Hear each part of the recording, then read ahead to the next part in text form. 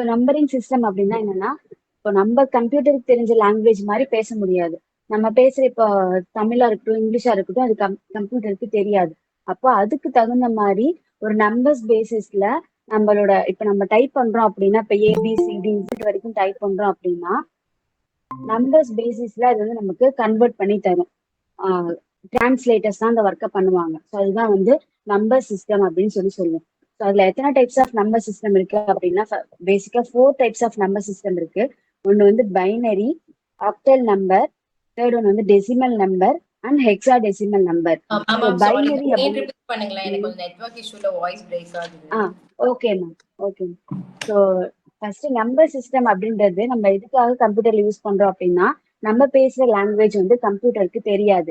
அப்போ நம்ம டைப் பண்ற லாங்குவேஜ் வந்து அது கம்ப்யூட்டர் அதை மிஷின் லாங்குவேஜா கன்வெர்ட் பண்ணிக்கும். அதுக்குதான் இந்த நம்பர் சிஸ்டம் வந்து ஹெல்ப் பண்ணும். இந்த நம்பர் சிஸ்டம்ல பார்த்தோம் அப்படின்னா மேக்சிமம் 0 to 9 வரைக்கும் இருக்கும்.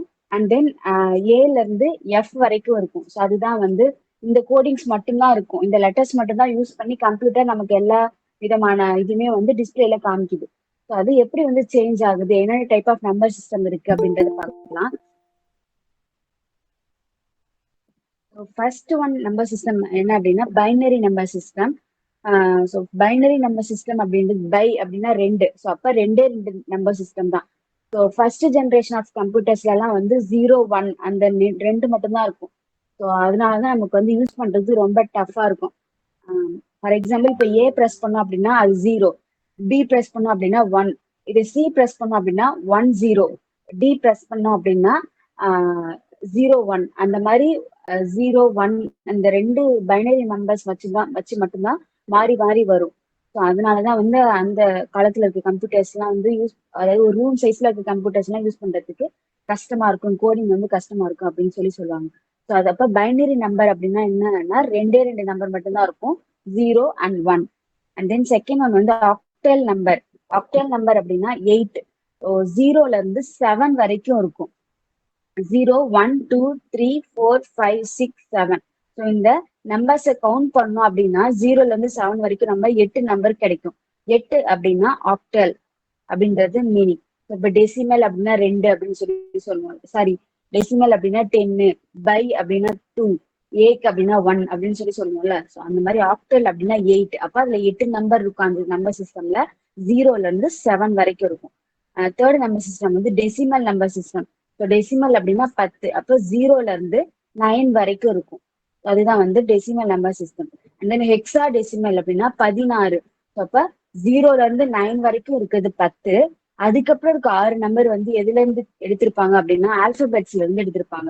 இப்ப 11 அப்படின்னா ஏ, 12 அப்படின்னா பி, 13 அப்படின்னா சி, 14னா டி, 15னா இ, 16னா எஃப்.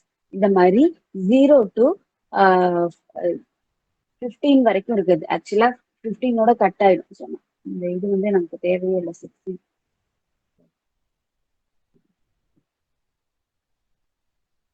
இந்த 16 அப்படின்றது நமக்கு தேவையே இல்லை. ஏன்னா வந்து 16 அப்படின்றப்ப 0ல இருந்து 15 போட்டோம்னாலே நமக்கு 16 கவுண்ட் வந்து வந்துடும். அப்ப அதோட வரைக்கும் மட்டும்தான் இருக்கும். டெசிமல் நம்பர் அப்படின்னா 10 வரைக்கும் இருக்குது. ஹெக்ஸா டெசிமல் அப்படின்னா 16 வரைக்கும் இருக்குது. இப்ப 4 நம்பர் சிஸ்டம் பார்த்திருக்கோம். ஃபர்ஸ்ட் வந்து பைனரி. பைனரினா 0 1. ஆக்டல் அப்படின்னா 8. So 0 to 7. And then decimal அப்படின்னா 0 to 9, 10 நம்பர் இருக்குது. ஹெக்ஸா டெசிமல் அப்படின்னா 16 நம்பர் இருக்குது. 0 to 9 வரைக்கும் இருக்குது 10 நம்பர். அண்ட் தென் 10 to 15 வரைக்கும் இருக்குது 6 நம்பர். ஸோ ஹெக்ஸா டெசிமல் அப்படின்றது 16 நம்பர். இப்ப இந்த நம்பர் அதாவது பைனரி அப்படின்னா 2, அதுல 0 1 அப்படின்னு இருக்குது. அது வந்து உங்களுக்கு புரியுதா மேம்? புரியுது மேம். Okay ma'am. இப்ப இதை வச்சுதான் நம்ம வந்து சம் போடுவோம். ஆக்சுவலா கொஸ்டின் எப்படி கேட்பாங்க அப்படின்னா, ஃபார் எக்ஸாம்பிள் இந்த ஒரு ஃபர்ஸ்ட் இந்த மாதிரி டெசிமல் நம்பர் ஒண்ணு கொடுத்துட்டு இதை வந்து பைனரியா கன்வெர்ட் பண்ணுங்க, இல்ல ஆக்டேலா கன்வெர்ட் பண்ணுங்க, இல்ல ஹெக்ஸாடெசிமலா கன்வெர்ட் பண்ணுங்க அப்படின்றது அந்த மாதிரி கொஸ்டின்ஸ் வந்து கேட்பாங்க. ஸோ அதுக்கு நம்ம ஈஸியா எப்படி நமக்கு ஆன்சர் பண்ணலாம் அப்படின்னா, ஃபர்ஸ்ட் டெசிமல் நம்பர் கொடுத்தாங்க அப்படின்னா டெசிமல் எத்தனை நம்பர் இருக்கும் நம்பர் சிஸ்டம்ல? 10 நம்பர்ஸ் இருக்கும். அப்போ 25 கீழே வந்து 10 அப்படின்னு சொல்லி போட்டிருப்பாங்க. அப்ப அப்படின்னா அதை வந்து நம்ம டெசிமல் நம்பர் அப்படின்னு ஐடென்டிஃபை பண்ணிக்கலாம். இதே பைனரி நம்பரை கன்வெர்ட் பண்ண சொன்னாங்க அப்படின்னா ஆப்ஷன்ஸ்ல 4 கொடுத்துருக்க 4 ஆப்ஷன்ல பார்க்கணும். பைனரி அப்படின்னா 2, அப்ப கீழே வந்து 2 அப்படின்றது இருக்கணும். ஸோ இதோட ஆன்சர் பாத்தீங்க அப்படின்னா இது இப்ப 2 அப்படின்னு வந்திருக்குங்களா, இதே மாதிரி ஆப்ஷன்ல பைனரி நம்பர்ஸ் ஏதாவது இருக்கா அப்படிங்கறது பார்க்கணும். சப்போஸ் இல்ல, எனக்கு பைனரி நம்பர் இல்ல, ஒன்னே ஒன்னு ஆப்ஷன் தான் இருக்கு அப்படின்னா ஸோ ஈஸியா நம்ம அதை வந்து கிளிக் பண்ணிடலாம். ஸோ டெசிமல் 10ல இருந்து 2ஆ கன்வெர்ட் பண்ண சொல்லி கொஸ்டின்ஸ் கேட்டிருப்பாங்க. அப்போ 25 10, அதாவது கீழே வந்து 10 கொடுத்துருந்தாங்க அப்படின்னா பவர் பிலோ பவர்ல 10 இருந்துச்சு அப்படின்னா அது டெசிமல் நம்பர். அதுல இருந்து பைனரியா கன்வெர்ட் பண்ணும் அப்படின்னா ஜீரோல 2 நம்பர் இருக்கணும். அண்ட் தென் பைனரியில 0 1 இந்த ரெண்டு நம்பர்ஸ் மட்டும் தான் யூஸ் பண்ணிருப்பாங்க.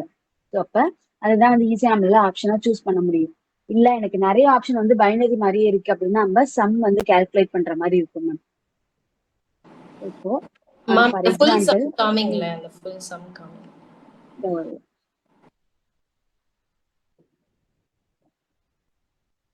ரொம்ப சின்னதுதான் மேம், பேசிக்கா இருக்கிறதா இந்த சம், ரொம்ப கஷ்டம்லாம் கிடையாது. ஸோ ஃபர்ஸ்ட் வந்து இப்போ 25 அப்படின்றது ஒரு டெசிமல் நம்பர், இதை பைனரியா கன்வெர்ட் பண்ணணும். அப்போ டெசிமலை பைனரியா கன்வெர்ட் பண்ணணும், அதாவது 10 அடுக்குல இருக்கிறத 2 அடுக்கா கன்வெர்ட் பண்ணணும். அப்ப என்ன பண்ணணும் அப்படின்னா ஸோ 25 2ஆல டிவைட் பண்ணணும், வகுக்கணும். அப்போ 25 எத்தனை 2 இருக்கும், ஸோ 14 இன்ட்டு 2. ஸோ 14 அதோட ரிமைனிங் வந்து 1 வந்து இங்க மென்ஷன் பண்ணுவோம். அண்ட் தென் அகெயின் அந்த 14 2ஆல டிவைட் பண்ணோம் அப்படின்னா 7. ஸோ ரிமைனிங் வந்து நமக்கு எதுவுமே இருக்காது. ஸோ 0 வந்து மென்ஷன் பண்ணுவோம். அண்ட் தென் 7 2ஆல டிவைட் பண்ணோம் அப்படின்னா 3 இன்டூ 2, ஸோ 6. அப்ப ரிமைனிங் வந்து 3 போட்டுட்டு ரிமைனிங் வந்து 1 இங்க போடுவோம். அண்ட் தென் அகெயின் 3 வந்து 2ஆல டிவைட் பண்ணோம் அப்படின்னா ஸோ 1 இன்டூ 2, ஒரு 2 வந்து அதுல இருக்கும், ரிமைனிங் வந்து 1. ஸோ அப்போ இது வரைக்கும் வந்து நம்ம போடுவோம். இதுக்கப்புறம் 1 வந்து 2ஆல டிவைட் பண்ண முடியாது, ஸோ அதனால 0. ஸோ இப்போ இதான் வந்து ஆக்சுவலா சம்மோட ஃபார்மேட். இதுல இருந்து எப்படி நம்ம பைனரியா எழுதணும் அப்படின்னா ஸோ இந்த கீழ இருந்து நான் மார்க் பண்ணிருக்கேன்ல, ஸோ கீழ இருந்து மேல வரைக்கும் இருக்க நம்பர்ஸ் எல்லாத்தையுமே எழுதணும். ஸோ 111, ஸோ 1, இங்க ஒரு 1 இருக்கு, இங்க ஒரு 1 இருக்கு, 1. ஸோ 111 01, பைனரி அப்படின்றதுனால கீழே 2 போடுவோம். ஸோ இந்த கான்செப்ட் என்னன்னு புரிஞ்சுதா மேம்? Yes ma'am. பைனரி பைனரியில இருந்து டெசிமலா கன்வெர்ட் பண்றப்ப நம்ம 2ஆல டிவைட் பண்ணுவோம். அதுதான் வந்து கான்செப்ட். அதே வந்து இப்ப டெசிமல்ல இருந்து ஆக்டலா கன்வெர்ட் பண்றோம். ஸோ மேல பார்த்தது வந்து டெசிமல்ல இருந்து பைனரியா கன்வெர்ட் பண்ணோம். அதுக்குதான் வந்து இந்த ஏரோ மார்க் வந்து போட்டு காமிச்சேன். இப்ப டெசிமல்ல இருந்து பைனரியா கன்வெர்ட் பண்ணிருப்போம். ஸோ நெக்ஸ்ட் வந்து டெசிமல்ல இருந்து ஆக்டலா கன்வெர்ட் பண்ணணும். அப்ப 10ல இருந்து 8ஆ நம்ம கன்வெர்ட் பண்ணுவோம். அது எப்படின்னு பார்த்தோம்னா சேம் அதே கான்செப்ட் தான். அங்க பைனரி அப்படின்றதுனால 2ஆல டிவைட் பண்ணோம், இங்க ஆக்டல் அப்படின்றதுனால 8ஆல டிவைட் பண்ணுவோம். ஸோ அதுதான் ரெண்டுத்துக்கும் இருக்க டிஃபரன்ஸ். ஆனா ஃபார்மட் ஒண்ணுதான். இப்போ 158 பிலோ பார்ல வந்து 10 இருக்கு. அப்போ இது வந்து இதை பார்த்தாலே தெரிஞ்சிடும் நமக்கு டெசிமல் அப்படின்னு சொல்லி. இத என்ன பண்றோம், ஆக்டல் நம்பரா கன்வெர்ட் பண்றோம். ஸோ 8க்கு கன்வெர்ட் பண்றோம். அப்போ 158 இன்டூ 8, ஸோ அதை 8ஆல டிவைட் பண்ணோம் அப்படின்னா 19 8 சார் வந்து நமக்கு 19 8 சார் வந்து நமக்கு கிடைக்கும். ரிமைனிங் வந்து 6 வந்து போடுவோம். ஸோ எகெயின் மறுபடியும் 8ஆல டிவைட் பண்ணோம் அப்படின்னா 2 8 சார் 16. ஸோ ரிமைனிங் வந்து 3 வந்து கிடைக்கும். அப்போ நம்ம அதுக்கப்புறம் 2 வந்து 8ஆல டிவைட் பண்ண முடியாது, ஸோ 0 வந்து கீழே போடுவோம். இப்போ கீழே இருந்து அதுல எப்படி எழுதுறோமோ அதே மாதிரியே கீழே இருந்து மேல எழுதணும். ஸோ 2 3 6, ஆனா அங்க 2 யூஸ் பண்ணிருப்போம் பைனரின்றனால, இங்க 8 யூஸ் பண்றோம். ஸோ 2 3 6 8 அப்படின்றது தான் இதோட ஆக்டல் நம்பர். இந்த கான்செப்ட் புரிஞ்சுதா மேம்? ஒரே கான்செப்ட் தான் மேம். கிளியர் தான் மேம். பக்கத்துல சில சம்ஸ் போட்டிருக்கீங்களே, அதெல்லாம் ஆல்ரெடி அது நான் வந்து உங்களுக்கு பிடிஎஃப் அனுப்புறேன் மேம், அதை வந்து ப்ராக்டிஸ் பண்ணி பாருங்க மேம். ஏன்னா போட்ட உடனே ப்ராக்டிஸ் பண்ணிட்டோம்னா நமக்கு ஈஸியா ஞாபகம் இருக்கும். Okay ma'am. And then decimal to ஹெக்ஸா டெசிமலா கன்வெர்ட் பண்றோம். ஸோ டெசிமல் அப்படின்றது 10, 10ல இருந்து 16ஆ கன்வெர்ட் பண்றோம். ஹெக்ஸா டெசிமலா கன்வெர்ட் பண்றோம். ஸோ இதுல சிம்பிளா 38 அப்படின்றது கொடுத்துருக்காங்க. ஸோ இது வந்து டெசிமல் நம்பர், அதை ஹெக்ஸா டெசிமல் 16க்கு கன்வெர்ட் பண்றோம். அப்ப 16ஆல நம்ம டிவைட் பண்ணணும். ஸோ பைனரி அப்படின்றதுனால 2ஆல டிவைட் பண்ணோம். அண்ட் தென் ஆக்டல் அப்படின்றதுனால 8ஆல டிவைட் பண்ணோம். இப்போ ஹெக்ஸா டெசிமல் அப்படின்றதுனால நம்ம 16ஆல டிவைட் பண்றோம். ஸோ அப்ப 38 into 16 போட்டோம் அப்படின்னா 216 வந்து வரும். ரிமைனிங் வந்து 6 அப்படின்றத ரிமைனிங்கா வரும். அண்ட் தென் 2வை நம்மளால 16ஆல டிவைட் பண்ண முடியாது. ஸோ 0 போட்டுடுறோம். அப்ப இதுலயும் வந்து அதே மாதிரி கீழ இருந்து மேலதான் எழுதணும். ஸோ 26 ஹெக்ஸா டெசிமல் அப்படின்றதுனால 60ன்றது யூஸ் பண்றோம். இது வந்து ஒரு மாதிரி கேட்பாங்க. அடுத்தது இன்னொரு டைப் என்ன வரும் அப்படின்னா அதே ஃபார்மட் தான். இப்போ இது நெக்ஸ்ட் சம் பார்த்தோம் அப்படின்னா 47 அப்படின்றது டெசிமல் நம்பரா கொடுத்துருக்காங்க. இதை ஹெக்ஸா டெசிமலா நம்ம கன்வெர்ட் பண்ணணும். அப்ப டிவைட் பண்ணும்போது இதே மாதிரி டிவைட் பண்ணுவோம். 47 16ஆல டிவைட் பண்ணுவோம்.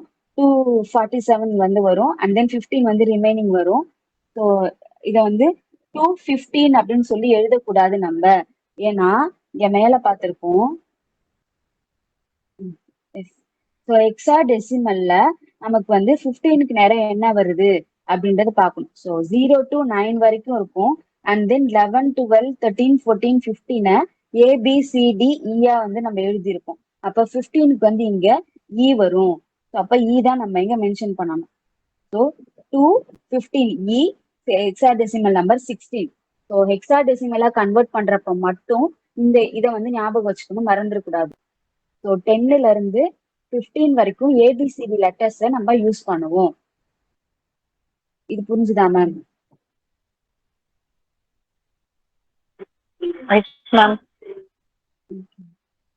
இதுதான் இப்படிதான் வந்து ஆக்சுவலா இது மாத்துறது வரும். ஆனா நமக்கு கொஸ்டின்ஸ்ல நமக்கு இந்த மாதிரி கொஸ்டின்ஸ் கேட்டாங்க அப்படின்னா ரொம்ப டைரக்டா தான் கொஸ்டின்ஸ் கேட்டிருப்பாங்க. இப்போ பைனரி ஒரு நம்பர் கொடுத்துட்டு ஹெக்ஸா டெசிமலா மாத்துங்க அப்படின்னு கொடுத்துருந்தாங்கன்னா நம்ம கீழே அந்த 16 2 அந்த மாதிரி போடுறோம்ல, அந்த நம்பர்ஸ் வச்சே நம்மளால ஈஸியா கண்டுபிடிச்சிட முடியும். சப்போஸ் அப்படி கொடுக்காத பட்சத்துல நம்ம போடுறதுக்கு தான் வந்து இந்த சம்ஸ் வந்து நான் போடுறேன். ஸோ இப்போ டெசிமல்ல இருந்து எல்லா நம்பராவும் மாத்தியாச்சு. அதாவது 10ல இருந்து 2க்கு மாத்திட்டோம், 10ல இருந்து 8க்கு மாத்திட்டோம், 10ல இருந்து 16க்கு மாத்திட்டோம். இப்ப அப்படியே ரிவர்ஸ்ல.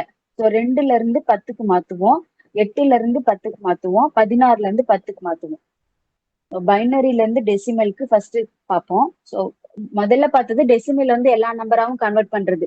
இப்ப நம்ம பாக்குறது எல்லா நம்பர்ல இருந்து டெசிமலை கன்வெர்ட் பண்றது தான் இப்ப பாக்குறோம். ஃபர்ஸ்ட் வந்து பைனரி நம்பர் ஒண்ணு கொடுத்துடுறாங்க, 1101. லோவர்ல வந்து 2. அதை வச்சு நம்ம ஐடென்டிஃபை பண்ணிக்கலாம் பைனரி நம்பர்ல இருந்து டெசிமலா கன்வெர்ட் பண்ணோம் அப்படின்னா 10ல நம்ம இது கன்வெர்ட் பண்ணணும். அப்ப இதுக்கு ஒரு மெத்தட். டெசிமல்ல இருந்து மற்ற நம்பர்லாம் கன்வெர்ட் பண்றதுக்கு ஒரு மெத்தடு, மற்ற நம்பர்ல இருந்து டெசிமல்லாம் கன்வெர்ட் பண்றதுக்கு ஒரு மெத்தட். இது பார்த்தோன்னே பயந்துடுவேனா, ரொம்ப சிம்பிள். நான் வந்து இதுக்கு அடுத்து ஈஸி ட்ரிக் இதோட சொல்லி தரேன் மேம். இப்போ என்ன கொஸ்டின்ல கொடுத்துருக்காங்களோ அந்த நம்பரை தனித்தனியா எழுதிக்கணும். ஸோ 1101 அப்படின்றது எழுதிக்கிறோம் இந்த இடத்துல. ஸோ இதுக்கப்புறம் என்னவா கன்வெர்ட் பண்ண சொல்லியிருக்காங்க, அதாவது இது எந்த ஃபார்மேட்ல இருக்கு அப்படின்னா பைனரி ஃபார்மேட்ல இருக்கா. ஸோ இந்த பைனரி ஃபார்மேட்டை தான் நம்ம டெசிமல் ஃபார்மேட்ல கன்வெர்ட் பண்ண போறோம். அப்ப பைனரி ஃபார்மேட்ல இருக்கனால இந்த ஸ்டெப்ல என்ன எழுதிக்கணும் அப்படின்னா, so பைனரினா 2.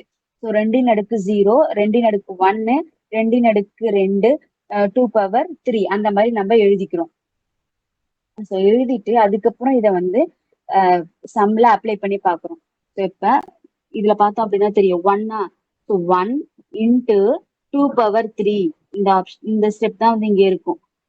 So 1 into 2 power 3, 1 into 2 power 2, 0 into 2 power 1, 1 into 2 power 0. So 2 பவரா இருக்கட்டும், இல்ல 3 பவரா இருக்கட்டும், 4 பவரா இருக்கட்டும், அந்த பவர்ல 0 வந்துச்சு அப்படின்னாலே நமக்கு அதோட வேல்யூ வந்து 1 அப்படின்னு சொல்லிதான் அர்த்தம். அதை வந்து 1ஆ தான் நம்ம கால்குலேட் பண்ணுவோம். அப்போ இதை வந்து சால்வ் பண்ணி பார்த்தோம் அப்படின்னா 1 into 2 பவர் 3 அப்படின்றது, ஸோ 2 into 2 into 2 அப்படின்னு எழுதுவோம். So 2 into 2 4, 4 into 2 8. ஸோ அப்ப 2 பவர் 3 அப்படின்றது 8, 2 பவர் 2 அப்படின்றது 4, 2 பவர் 1. ஸோ 2 into 1 அது வந்து 2 தான் வரும். அண்ட் தென் 1 இன்ட்டு 2 பவருக்கு மேல இங்க 0 வந்திருக்கு. அப்போ 2 பவருக்கு மேல எந்த நம்பருக்கு மேல பவர் 0 வந்தாலும் அதை நம்ம வந்து ஒன்னா தான் கன்சிடர் பண்ணுவோம். அப்போ 1 இன்ட்டு 1. again அடுத்த ஸ்டெப் சால்வ் பண்ணோம் அப்படின்னா 1 இன்ட்டு 8 வந்து 8, 1 into 4 4, 0 into 2 0, and then 1 into 1 1.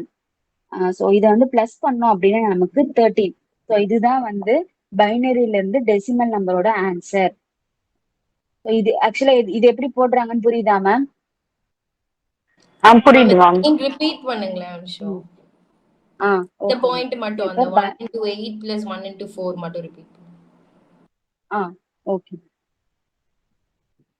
So இந்த 1 அதாவது 2 பவர் 3 2 பவர் 2 இது ஏன் போடுறோம்னு தெரியுது இல்ல மேம்? நம்ம பைனரி அப்படின்றதுனால இந்த இடத்துல 2 பவர் 0 போடுறோம். இதே வந்து டெசிமல் அப்படின்னா 10 பவர் போடுவோம். இதே வந்து ஹெக்ஸாடெசிமல்னா 16 பவர் போடுவோம். அப்போ பைனரி அப்படின்றதுனால 2 பவர் 0 2 பவர் 1 2 பவர் 2 2 பவர் 3 போடுறோம். ஸோ அடுத்த ஸ்டெப்ல அப்படியே அதை வந்து எடுத்து எழுதுறோம். ஸோ முன்னாடி இங்க 1 இருக்கு, 1101. இங்க 2 பவர் 3 அந்த ஸ்டெப்பையும் வந்து இன்ட்டு பண்ணி எழுதுறோம். So 1 into 2 power 3, 1 into 2 power 2, 0 into 2 power 1, 1 into 2 power 0. அடுத்த ஸ்டெப் வந்து பாக்குறோம் அப்படின்னா இந்த 2 பவர் 3 இருக்கு இல்லைங்களா, இதை நம்ம அதாவது எக்ஸ்பிளைன் பண்ணி எழுதுவோம். ஸோ 2 பவர் 3 அப்படின்னா 2 வந்து 3 தடவை போடுவோம். அப்போ 2 இன்ட்டு 2 இன்ட்டு 2. ஸோ இப்படிதான் 2 பவர் 3 அப்படின்றத எழுதணும். 2 பவர் 3க்கு அர்த்தம் என்னன்னா 3 தடவை 2 இருக்கிறது அர்த்தம். அப்ப 3 தடவை 2 பெருக்கணும், மல்டிப்ளை பண்ணோம் அப்படின்னா நமக்கு என்ன வரும்னா, இந்த 2 பவர் 2 ஃபர்ஸ்ட் 2 பெருக்கிறப்ப நமக்கு 4 வருங்களா, அடுத்தது 4 இன்டூ 2ங்கிறது 8. இதுதான் வந்து இதோட ஆன்சர். ஸோ 1 இன்டூ 2 பவர் 3னா அதுக்கு என்ன மீனிங், 8 அப்படின்றது தான் அதோட அதாவது அதோட answer. And then 1 into 2 power 2 அப்படின்னா இங்க 2 2 தான் கொடுத்துருக்காங்க. அப்போ 2 into 2, so 2 into 2 4. And then 0 into 2 power 1, அப்போ ஒரே ஒரு 2 தான், அப்போ 0 into 2. And then 1 into 2 power 0 அப்படின்னா, ஸோ 2 இருக்கட்டும் 4 5 எவ்வளவு பெரிய நம்பரா இருந்தாலும் பவர்ல 0 வந்துருச்சு அப்படின்னா ஸோ அது 1 தான் நம்ம கால்குலேட் பண்ணுவோம். ஸோ அப்போ 1 இன்டூ 1. இந்த ஸ்டெப் புரிஞ்சுதா ma'am? Yes ma'am. Thank you. Okay. So இது அகைன் வந்து நம்ம மேம் இப்போ மேல வந்து நீங்க 1101 கொடுத்துருக்கீங்களா டெசிமல் நம்பர்ஸ், பைனரி நம்பர். அந்த பைனரி நம்பரு இப்போ 5 நம்பர்ஸா இருந்துச்சுன்னா இந்த பவர் 3 போடுறது திருப்பி பவர் 4 போடுவோம், அதுதானே? ஆமா மேம். இங்க 1 0 வந்துருச்சு அப்படின்னா 2 பவர் 4 அப்படி போடுவோம். அதான் சரி ஓகே. அப்படி போட்டா அத இன்னும் 2 டைம்ஸ் பண்ணி இதே 4 டைம்ஸ் ஃபார்மட் தான். பண்ணனும். இதுல இன்னொரு இது வந்து ஆட் ஆகும், இன்னொரு இது. Okay okay. அடுத்த ஸ்டெப்ல மல்டிப்ளை பண்ணோம் அப்படின்னா 1 இன்டூ 8 8, 1 இன்டூ 4 4. ஸோ 0 இன்டூ 2, 0ல எதை பெருக்கினாலும் நமக்கு 0 தான் வரும். 1 இன்டூ 1 1. ஸோ இப்போ இது எல்லாமே பிளஸ் பண்ணோம் அப்படின்னா நமக்கு 13 வரும். அப்போ இந்த 11012 1101 டவுன் பவர் 2 அதோட பைனரி நம்பரோட டெசிமல் நம்பர் என்ன அப்படின்னா 13 அப்படின்றது தான் டெசிமல் நம்பர். இந்த ஆன்சர் வந்துடும். ஸோ இது வந்து எலாபரேட்டா நம்ம போடுறது, இவ்வளவு தூரம் நம்மளால அந்த எக்ஸாம்ல போடுறதுக்கு நமக்கு டைம் இருக்காது. அப்ப என்னன்னா டைரக்டா இந்த மாதிரி எழுதிடணும்.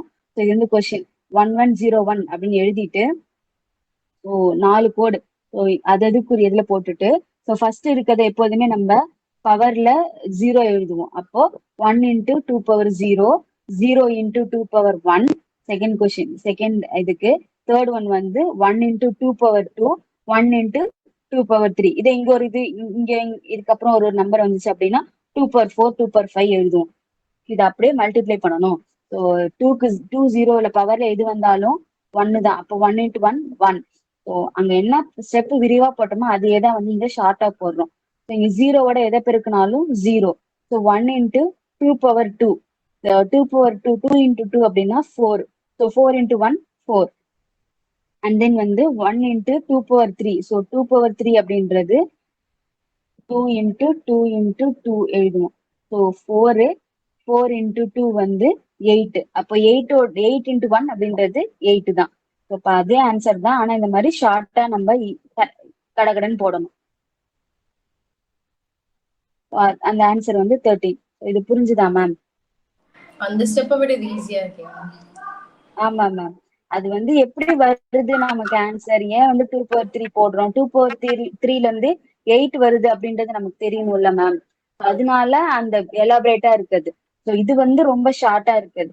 இதை நம்ம வந்து ஈஸியா எக்ஸாம்ல ஒரு ஹாஃப் செகண்ட்லயே கூட நம்ம போட்டுடலாம்.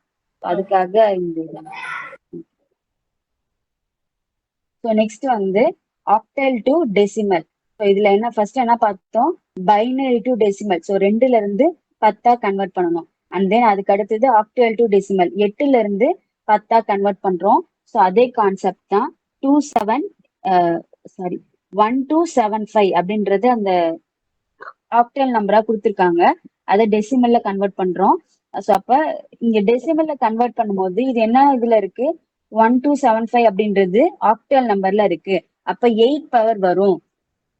இங்க முன்னாடி நம்ம சம்ல பார்த்திருப்போம், இங்க வந்து பைனரி நம்பர்ல இருக்கு. அப்ப பைனரி நம்பர்ல இருக்கிறதுனால நம்ம 2 பவர் 0 அப்படின்னு சொல்லி போட்டோம். இங்க ஆனா ஆக்டல் நம்பர்ல இருக்கிறதுனால 8 பவர் 0 அப்படின்னு சொல்லி போடணும்.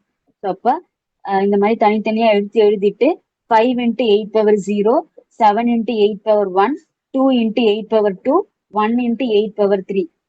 இதை மல்டிப்ளை பண்ணோம் அப்படின்னா நமக்கு 701 வரும். இதெல்லாம் மல்டிப்ளை பண்ணிட்டு இதை பிளஸ் பண்ணணும். பிளஸ் பண்றப்ப நமக்கு 701 வரும். 701 கீழே இங்க 10 பவர் போட்டோம் அப்படின்னா அது வந்து டெசிமல் நம்பர். இது புரிஞ்சுதா மேம்? இதோட ஃபார்மேட் எல்லாமே இனிமேட்டுக்கு இப்படிதான் வரும். Yes ma'am, clear. So next hexadecimal to decimal. So hexadecimal அப்படின்றது 16 சப் பவர் வந்து 16 வரும். அப்ப 3 to 9 9ஓட டெசிமல் நம்பர் என்ன அப்படின்னு சொல்லி கண்டுபிடிப்பாங்க. இப்ப 16ல வந்து 10க்கு நம்ம கன்வெர்ட் பண்றோம். அப்போ 3 to 9. இங்க டிஃபரன்ஸ் என்ன அப்படின்னா இது எல்லாமே அதே ஃபார்மட் தான்.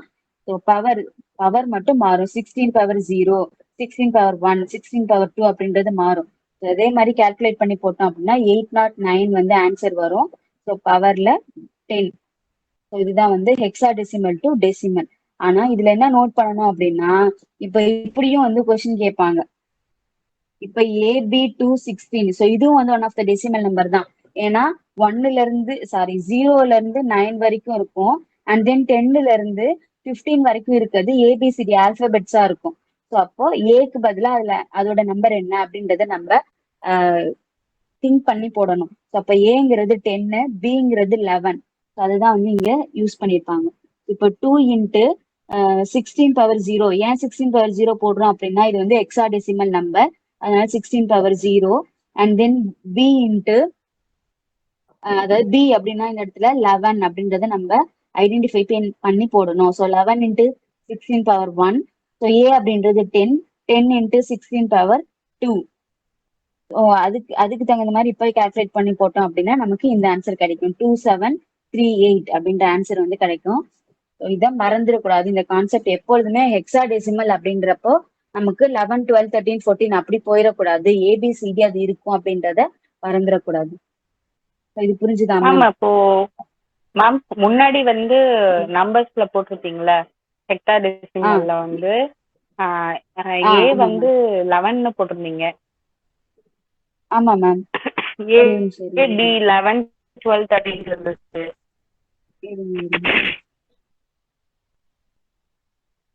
மேல மேம்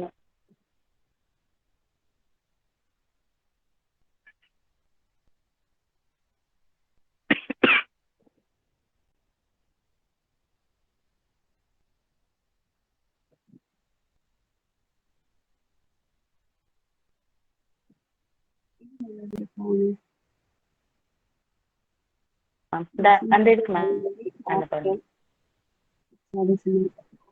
மேல மேல மேல இந்த கிளாசிபிகேஷன் மேல மேம்.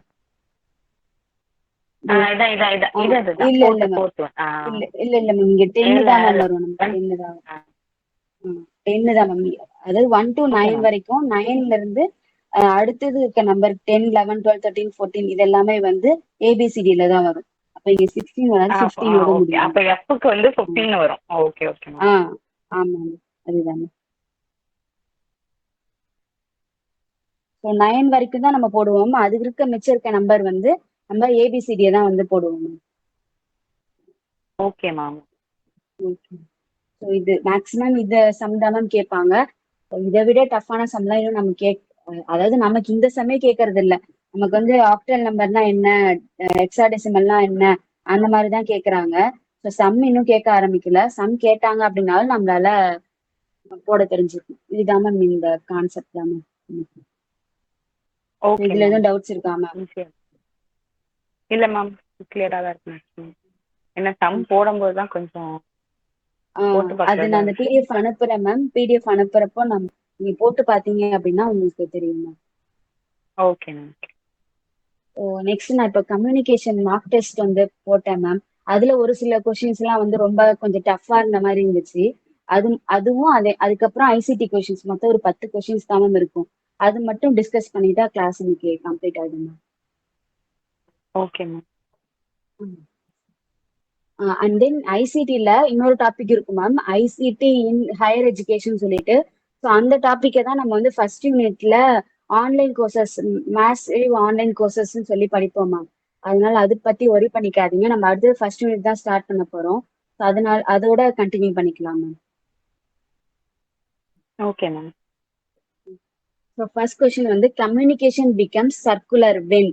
ஸோ கம்யூனிகேஷன்ங்கிறது சர்க்குலரா இருக்கும். எப்ப சர்க்குலரா கன்வெர்ட் ஆகும் அப்படின்னு சொல்லி கேக்குறாங்க. Option A, decoder becomes an encoder. The feedback is absent. The source is credible and the channel is clear. இதுக்கு என்னவா மேம் இருக்கும் answer? Option D ma'am. No ma'am, ஆக்சுவலா நான் சொல்றேன். ஸோ கம்யூனிகேஷன் நம்ம என்ன படிப்போம்? ஸோ கம்யூனிகேஷன் அப்படின்னா சென்டர் கிட்ட இருக்க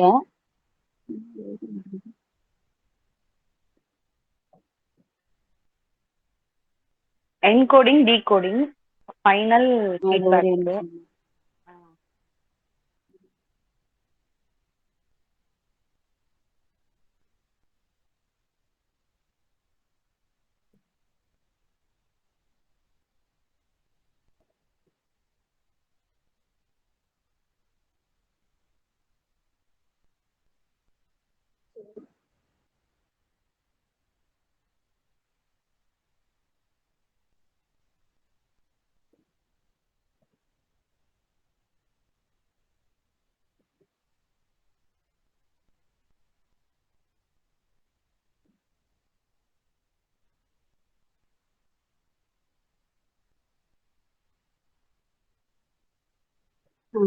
எஸ் மேம். கம்யூனிகேஷன் அப்படின்றது ஃபர்ஸ்ட் சென்டர் கிட்ட இருக்க மெசேஜை வந்து அவங்க என்கோட் பண்ணுவாங்க.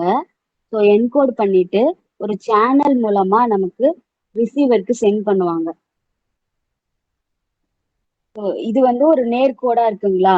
இப்ப இது வந்து எப்படி வந்து ரவுண்டா மாறும், கன்வெர்ட் ஆகும் அப்படின்னா, ஒரு சென்டர் வந்து ஃபீட்பேக் கொடுக்கறப்பதான் வந்து அகைன் வந்து ஒரு சர்க்கிளா ஃபார்ம் ஆகும்.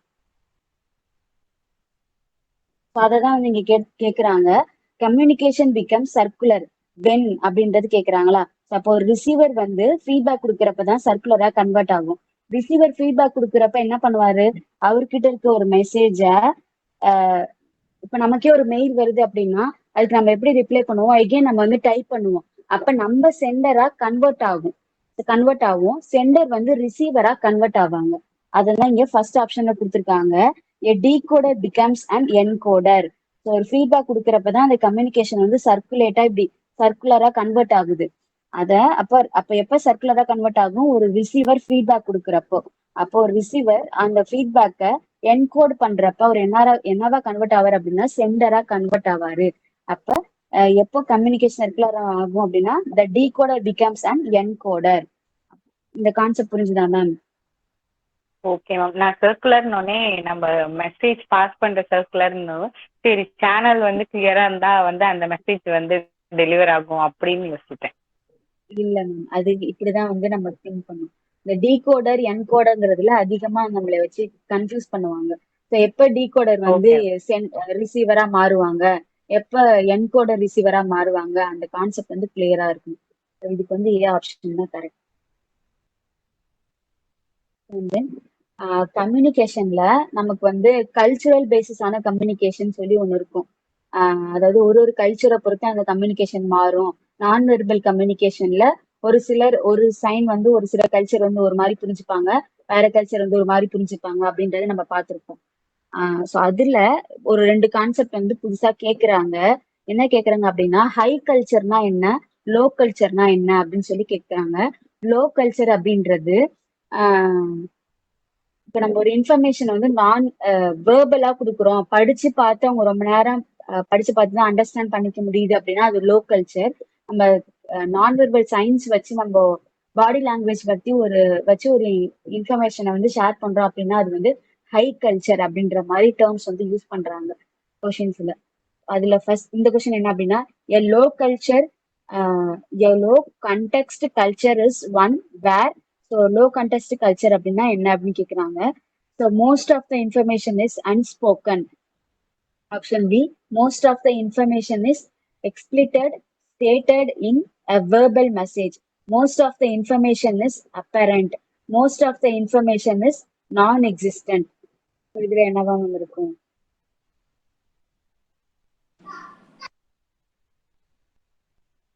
லோ கல்ச்சர் சிம்பிளா சொல்லணும் அப்படின்னா, லோ கல்ச்சர் அப்படின்னா ஒரு வேர்பலோ ரிட்டன் ஃபார்மட்டோ அது யூஸ் பண்றதுதான் லோ கல்ச்சர். ஹை கல்ச்சர் அப்படின்னா என்னன்னா, பாடி சயின்ஸ் சிக்னல்ஸ் வந்து யூஸ் பண்றது ஹை கல்ச்சர். அப்பனா option A ma'am, most of option B. Option B. No ma'am, option D. Option B most தான் வெர்பல் மெசேஜ். Okay okay. ஆக்சுவலா இங்க B, நான் இந்த இது வந்து தப்பாயிடுச்சு, ஆட்டோமேட்டிக்கா இது கொடுக்கறதுல தப்பாயிடுச்சு. இங்க பி ஆப்ஷன். ஸோ பி தான் வந்து பின்றது வரும். பி தான் வந்து கரெக்டான ஆன்சர். ஸோ லோ கல்ச்சர் அப்படின்றது நம்ம பேசுறது இல்ல எழுதுறது, அந்த ரிட்டன் ஃபார்வர்ட் மெயில் அனுப்புறது எல்லாமே லோ கல்ச்சர்ல அவங்க சொல்றாங்க. ஹை கல்ச்சர்ல அன்ஸ்போக்கன் இது பாடி லாங்குவேஜ், ஐ கான்டாக்ட் இதெல்லாம் வந்து ஹை கல்ச்சர்ல சொல்றாங்க. So next question, a high context culture is one where much of the information is about the context or about the person. Much of the information is spoken. Most people use sign language. Much of the information is unspoken. See, ma'am.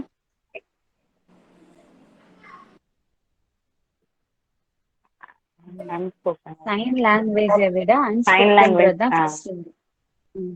சரி ma'am. அப்ப அதுக்கு D option தான். So இந்த ரெண்டு concept வந்து புதுசா question paper போடும்போது இருந்துச்சு மேம்.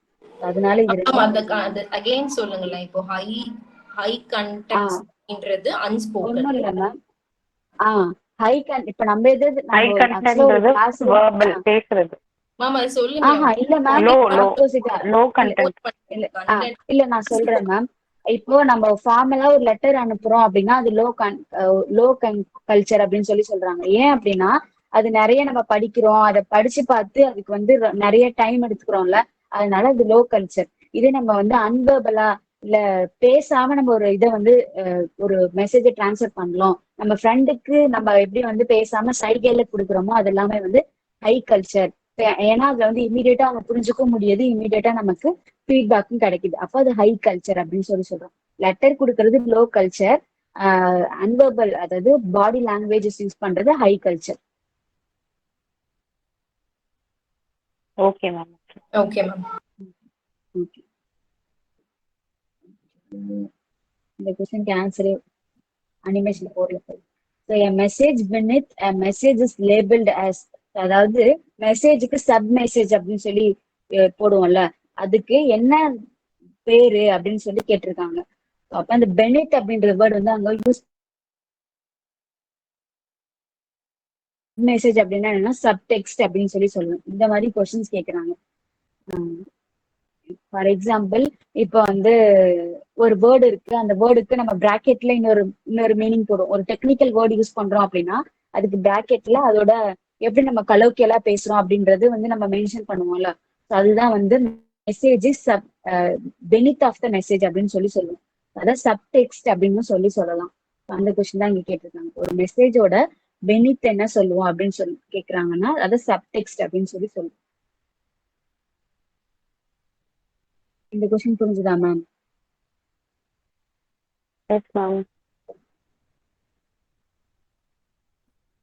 இந்த கொஸ்டின் என்ன அப்படின்னா, இப்போ சென்டர் ரிசீவர், ஸோ சென்ட் பண்றப்ப என்ன ஆர்கன் வந்து நமக்கு யூஸ் ஆகுது, ரிசீவ் பண்றப்ப நம்ம ஹியூமன் பாடியில என்ன ஆர்கன் வந்து யூஸ் ஆகுது. அதாவது கம்யூனிகேஷனையும் ஆர்கான்ஸையும் வந்து கனெக்ட் பண்ணி கொஸ்டின்ஸ் கேட்டிருக்காங்க மேம். இந்த கொஸ்டின் வந்து கொஞ்சம் உண்மையாலுமே ரொம்ப டஃபா இருந்துச்சு. அதனாலதான் இந்த கொஸ்டின் வந்து நான் எக்ஸ்பிளைன் பண்ணலாம் அப்படின்னு சொல்லி போட்டேன் இதுல. இது சால்வ் பண்ணி பாருங்களேன். செட் 1ல சென்டர், ரிசீவர், மெசேஜ், மீடியம் இருக்கு. செட் 2ல brain, electronic impulse, the central nervous system, sensory organs. Ma'am option 4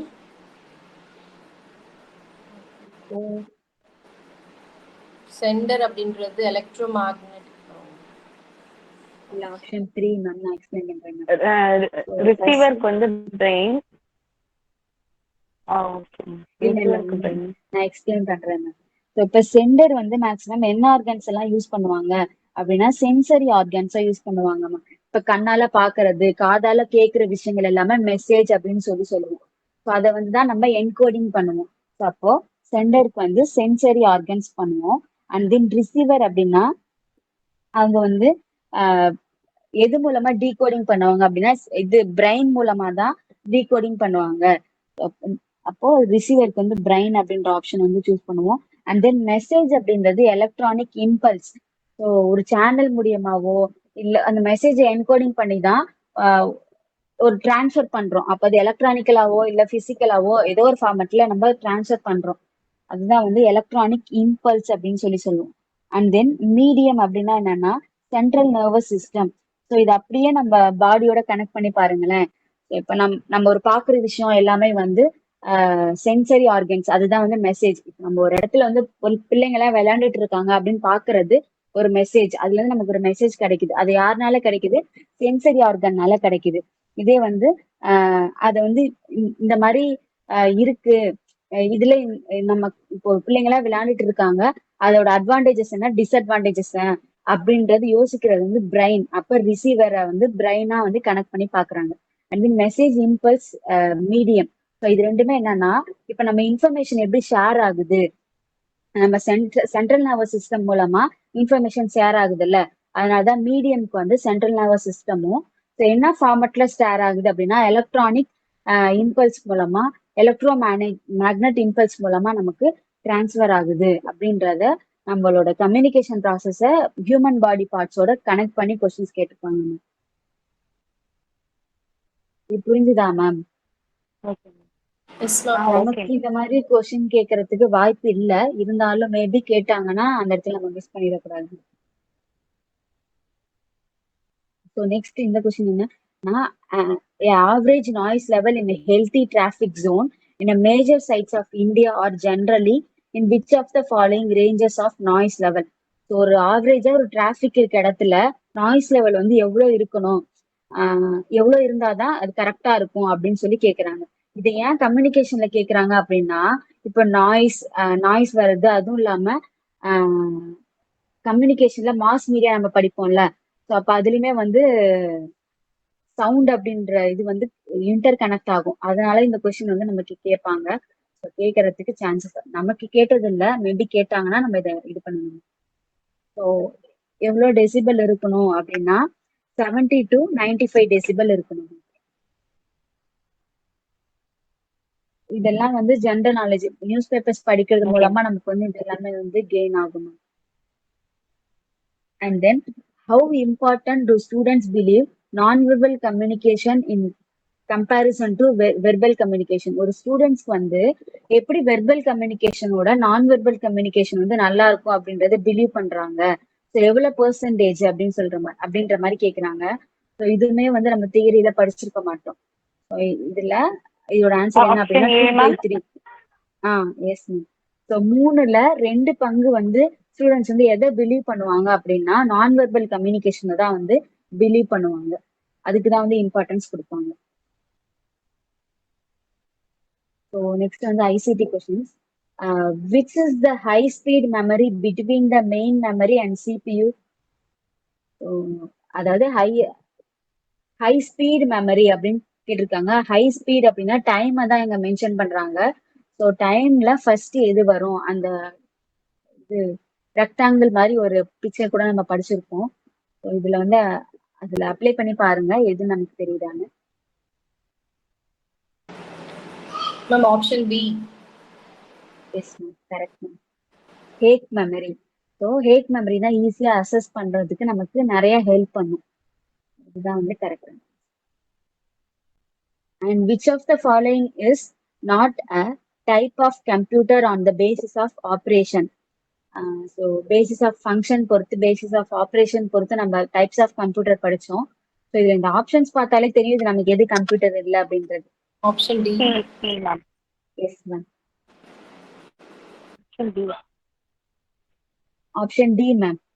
remote அப்படின்றது okay, கம்ப்யூட்டர்ல வராது. Next question. Which of the following is designed to control the operations of computer? So ஒரு computer இருக்கு, அதுல என்ன types of software வந்து நம்ம user கண்டிப்பா நம்ம கம்ப்யூட்டரை வந்து கண்ட்ரோல் பண்ண மாட்டோம். ஸோ அப்ப அப்ளிகேஷன் சாஃப்ட்வேரா இல்ல சிஸ்டம் சாஃப்ட்வேரா யூட்டிலிட்டி சாஃப்ட்வேரா நம்மளோட லேப்டாப்பை கண்ட்ரோல் பண்றது எது அப்படின்னு சொல்லி கேக்குறாங்க. Option D ma'am, utility. Application software option D. இல்ல மேம், நான் எக்ஸ்பிளைன் பண்றேன். யூசர் கண்டிப்பா கண்ட்ரோல் பண்ண மாட்டாங்க. ஆப்ஷன் பிங்கிறது அப்ளிகேஷன் சாஃப்ட்வேர். அப்ளிகேஷன் நம்ம வேர்டு, மைக்ரோசாஃப்ட் ஆஃபீஸ், ஸோ அது வந்து எந்த விதத்துலயும் சிஸ்டம் கண்ட்ரோல் பண்ணாது. நமக்கு அது வந்து எப்படின்னா ஒரு அவுட்புட் டேட்டாவை கொடுக்கறதுக்கு நமக்கு ஹெல்ப் பண்ணுது. அப்ப அது கண்ட்ரோலிங்ல வராது. அதே மாதிரி யூட்டிலிட்டி சாஃப்ட்வேரும் நம்மளோட சிஸ்டமை கண்ட்ரோல் பண்ணாது. நம்ம சிஸ்டம்ல எக்ஸ்ட்ராவா ஏதாவது இருந்துச்சு, வைரஸ் இருந்துச்சு, இல்ல ஏதாவது வந்து டிஃபால்ட் இருந்துச்சு, அப்படி டிஃபால்ட்னு சொல்ல முடியாது, சிம்பிளா சொல்லணும் அப்படின்னா அன்வான்ட் திங்ஸ் இருந்துச்சு அப்படின்னா அதை ரிமூவ் பண்றதுக்கு ஹெல்ப் பண்றதுதான் வந்து யூட்டிலிட்டி சாஃப்ட்வேர். அதனாலதான் நம்ம ஆன்டி வைரஸ் படிச்சிருக்கோம். இப்போ சிஸ்டம் சாஃப்ட்வேர் தான் நம்மளோட இதையே வந்து ஃபுல்லாவே வந்து கண்ட்ரோல் பண்ணும். ஃபார் எக்ஸாம்பிள் இப்போ விண்டோஸ் இல்லை அப்படின்னா நம்மளோட லேப்டாப்பையும் வந்து ஓப்பன் ஆகாது. இப்போ விண்டோஸ் அப்படின்றது ஒரு சிஸ்டம் சாஃப்ட்வேர், ஓஎஸ் அப்படின்றது ஒரு சிஸ்டம் சாஃப்ட்வேர். ஸோ அதெல்லாம் தான் வந்து நம்மளோட சிஸ்டமை கண்ட்ரோல் பண்ணும். அப்போ அதுதான் வந்து ஆப்ஷனா வரும். Okay ma'am. இது கான்செப்ட் என்னன்னு புரிஞ்சுதா மேம் இதுக்கு? எஸ் மேம், புரியுது. S. So next, which of the following is the brain of the computer? So கம்ப்யூட்டரோட பிரைன் அப்படின்னு சொல்லி எதை சொல்லுங்க? CPU, memory, arithmetic and logic unit and control unit. CPU.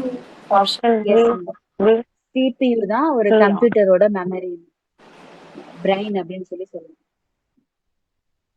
So இது வந்து நம்மளோட தியரியில எங்கேயுமே வராது. ஆனா இது நார்மலா அது வந்து ஆக்சுவலா ஜென்ரலா தெரிஞ்சுக்க வேண்டிய ஒரு விஷயம். ஸோ சிபியு இல்லை அப்படின்னா அது வந்து எதுவுமே பண்ணவே முடியாது, ஆன் கூட பண்ண முடியாது. ஸோ அதனால சிபியு தான் பிரைனோட இது கம்ப்யூட்டரோட பிரைன் அப்படின்னு சொல்லி சொல்லுவாங்க. இதுல வேற எதுவும் டவுட்ஸ் இருக்கா மேம்?